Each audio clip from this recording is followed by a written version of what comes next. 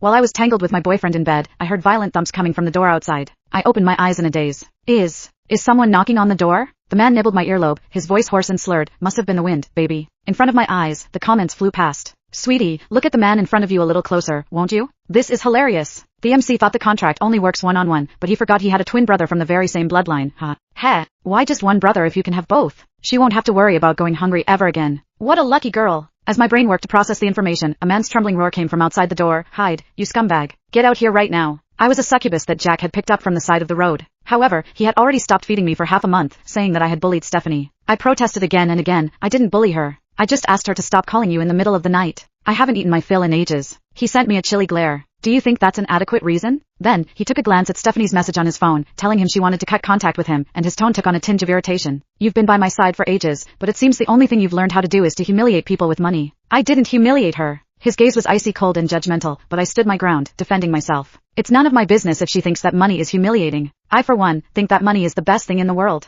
Besides, it was clearly her fault in the first place. Sunday nights were the only time I was allowed to feed, and it was already nowhere near enough for a top-ranked succubus like me. On top of that, she would always call Jack, and my feeding session would be cut short by her episodes of getting harassed by men in a restaurant or needing someone to fetch her because she was too drunk. Every single time, Jack left immediately, leaving me high, dry, and most importantly, still extremely hungry. And so, I went to see her in private, handing her some money and asking her if she could choose to call Jack at another time. The moment that proposition left my mouth, she acted as if she'd been humiliated in the worst way humanly possible, gritting her teeth and crushing the banknotes I gave her under her foot. Don't worry, Miss Vesper, I have absolutely no interest in your boyfriend. I wouldn't look twice at that kind of man, so high and mighty, and I'd already rejected him more than 10 times before you two even met. He's the one who said we could still be friends. I didn't expect you to mind so much. Her eyes were rimmed red as she scoffed. Honestly, why does it feel like I did something shameful? Tell him that I won't ask him for help anymore in the future. I don't want to be called a mistress. And with that, she turned and left without a single glance back, all pride and icy arrogance. Her straight, unyielding figure definitely had the ability to stir a man's desire to conquer. I carefully thought over everything she said, and promptly concluded that she wouldn't disturb my feeding again. Before I could be happy about it, however, the whole thing reached Jack's ears, and the man who had always been calm and elegant got angry at me for the first time, believing me to have bullied Stephanie, and to be stubborn enough not to admit it. Do you know how difficult it is for someone as proud as her to ask for help in the first place? Why did you need to destroy her dignity like that? My eyes reddened with tears, but I kept on repeating, but it's not my fault. I had always been obedient, but this was one time I simply refused to bow my head.